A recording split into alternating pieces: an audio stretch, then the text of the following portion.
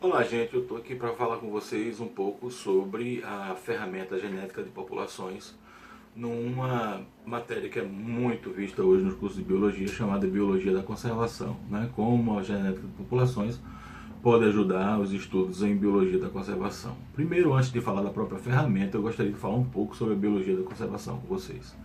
O termo biologia da conservação foi introduzido pela primeira vez na década de 70, como título de uma conferência organizada por dois biólogos na Universidade da Califórnia em San Diego, que foram o Wilcox e o Soler.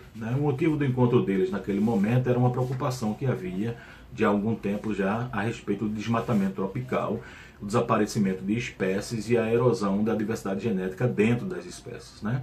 Então essa conferência buscava, entre outras coisas, unir a teoria à prática no que se referia à conservação. E com isso, naquele momento, fez nascer a biologia da conservação e o conceito de diversidade biológica, ou como nós conhecemos hoje, biodiversidade. Hoje, a biologia da conservação é uma matéria interdisciplinar que busca recursos em ciências naturais, sociais e na prática de gestão dos recursos naturais.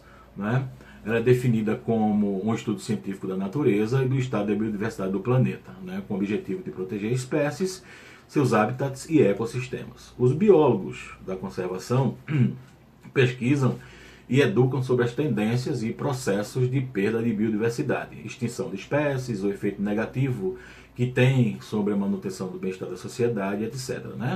E nesta tarefa eles são guiados por alguns pressupostos básicos, e entre eles nós temos que aquela máxima, que toda espécie tem o direito de existir, pois são frutos de uma história evolutiva e sendo assim são adaptadas.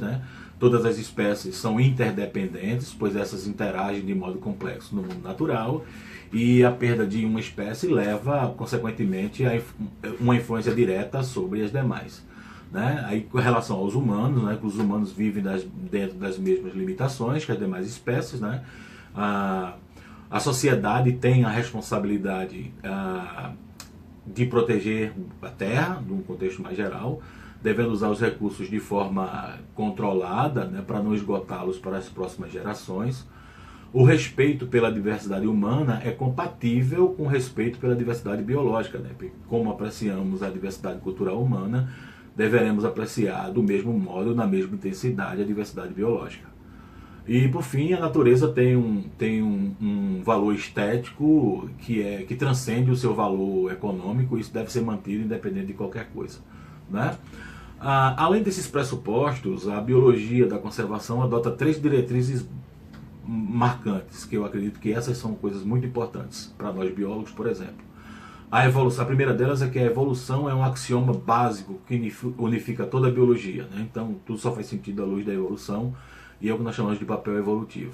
O mundo ecológico é dinâmico e, consequentemente, ele não está em equilíbrio. É o que nós chamamos de teatro ecológico ou contexto ecológico. E a terceira é que a presença humana deve ser incluída no planejamento da conservação, afinal de contas, os humanos fazem parte do jogo. Ok? Então, uma vez que campos como antropologia, biogeografia, ecologia, estudo dos ambientes, biologia, sociologia, taxonomia, a própria genética, a biologia evolutiva, a própria genética de populações sozinhas não são suficientes para tratar as ameaças à diversidade biológica, a biologia da conservação juntou tudo isso, e para dar novos enfoques às ideias de gestão, da gestão dos recursos naturais. Então essa base multidisciplinar tem levado ao desenvolvimento de várias novas subdisciplinas, digamos assim, como por exemplo a filogeografia, a própria genética da conservação, as ciências sociais da conservação, comportamento e fisiologia da conservação. Então ela se propõe a responder questões surgidas no processo, como por exemplo determinar as melhores estratégias para proteger espécies raras e ameaçadas. Esse é o ponto que nós vamos falar daqui a pouco, de populações. Um outro exemplo é conceber reservas naturais que sejam adequadas, conceber programas de reprodução que realmente funcionem, que garantam a manutenção da variação genética de pequenas populações, inclusive, e até na harmonização das preocupações de conservação quando conflitam com as necessidades do povo e de governos locais. Às vezes o governo, as empresas e públicos em geral tendem ou necessitam tomar decisões cruciais. Essas decisões cruciais geralmente envolvem o ambiente. A biologia da conservação ajuda os grupos, governos inclusive, a tomarem essas decisões da forma mais assertiva, ok?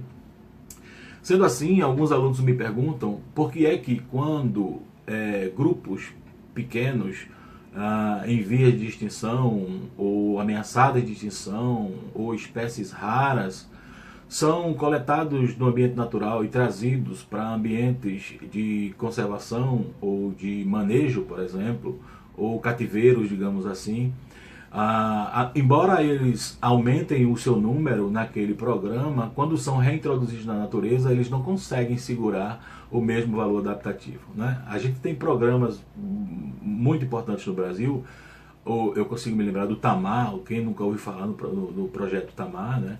Tem o projeto da Arara Azul, que é patrocinado pela Toyota, se eu não me engano, no Pantanal, né, que trata do manejo de araras em refúgio, enfim, tem vários programas de conservação na natureza. Muitos programas de conservação aqui no Brasil. A questão agora é o que esses programas realmente levam em consideração na reinserção desses pequenos grupos ou dessas pequenas populações da natureza, porque essa é a intenção, levá-los de novo para de onde eles vieram, na verdade.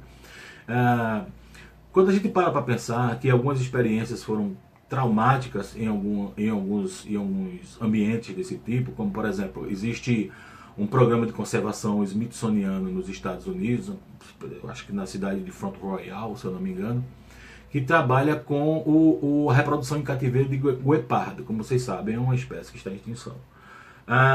Lá, nesse programa, a fêmea entrou no cio, mas não conseguiu assumir posição de acasalamento. Então, os machos não conseguiram.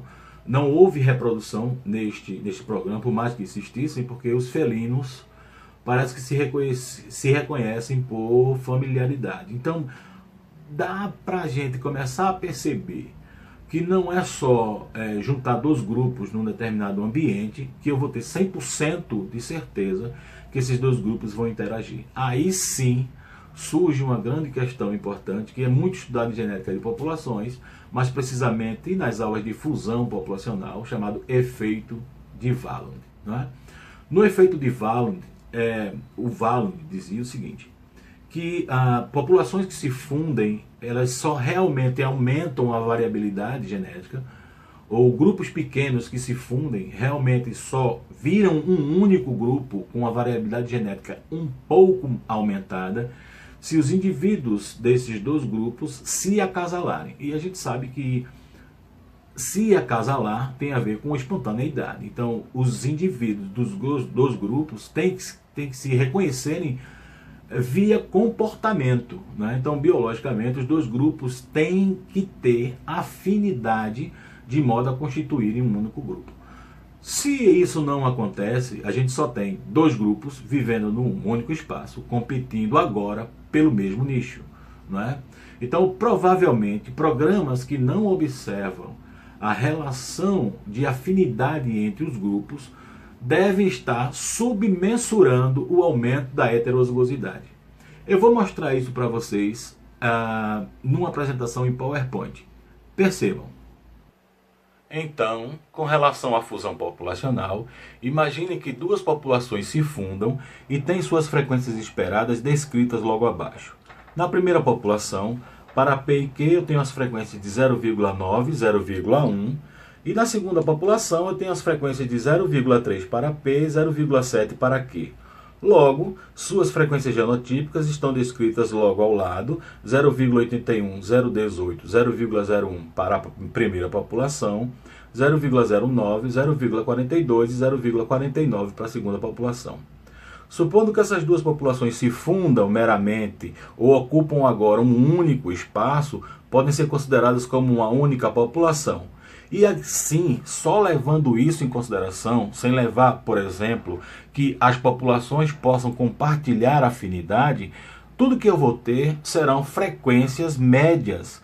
Então, a média do P da nova população será 0,6, assim como a média do Q da nova população, 0,4.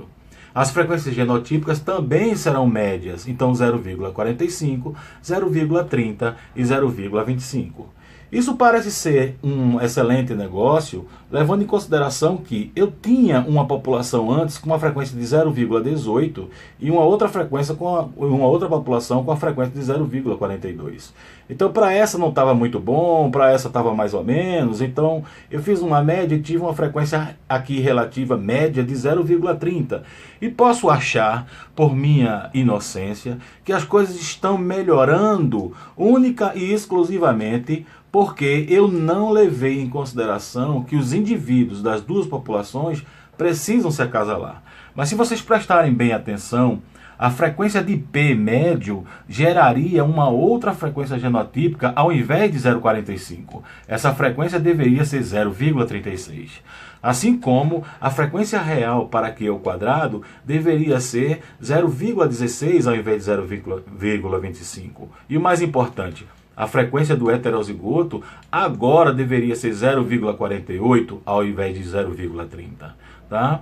Então, as pessoas que não levam em consideração as afinidades biológicas e comportamentais entre os grupos que se fundem podem estar fazendo uma mensuração a menos do nível de heterozigosidade entre as populações. Então, neste caso, eu tenho um aumento no número de homozigotos, como vocês podem perceber, e uma diminuição no número dos heterozigotos realmente. Quando, na verdade, eu deveria ter uma diminuição no número dos homozigotos, ou seja, 0,36 é menor do que 0,45, assim como 0,16 é menor do que 0,25, e um aumento no número de heterozigotos, 0,48, é bem maior do que 0,30. Tá? A este fator nós chamamos efeito de Wallund. Duas populações que se fundem, elas realmente só fazem alguma coisa boa se elas resolverem se acasalar. Tá? Então, essa coisa de juntar dois grupos única e exclusivamente, no ambiente natural inclusive, única e exclusivamente imaginando que as coisas vão acontecer, ou não, pior ainda, né, que alguns biólogos fazem isso, não levando em consideração que as coisas podem não acontecer, não é? Os grupos podem não se reconhecerem. Então, uma vez que eles não se reconheçam, eu terei apenas dois grupos competindo pelo mesmo nicho, e isso pode, ao invés de melhorar, ou seja, em vez da fusão populacional realmente acontecer como uma coisa boa, eu posso vir a piorar a situação desse novo grupo na natureza. Tá? Então, é muito importante que os programas de conservação levem isso em consideração. Não é? Uma coisa é nós termos, por exemplo, indivíduos que dentro de um cativeiro ou por condições especiais acabem se acasalando. Okay? Outra coisa é ver grupos que já estão acostumados, né, com os indivíduos fisiologicamente, comportamentalmente, digamos assim, dentro de suas próprias populações, lá no ambiente natural, não se separarem novamente. Então é muito provável que programas que não levam isso em programas de conservação, digamos assim, que não levam isso em consideração, estejam fadados à extinção, assim como os próprios animais que eles tentam salvar. Foi isso. Eu espero que tenha ajudado os senhores a entender um pouco do que é a ferramenta genética de populações, tá? Inclusive nos programas de biologia da conservação. Tá bom? Um grande abraço e até mais.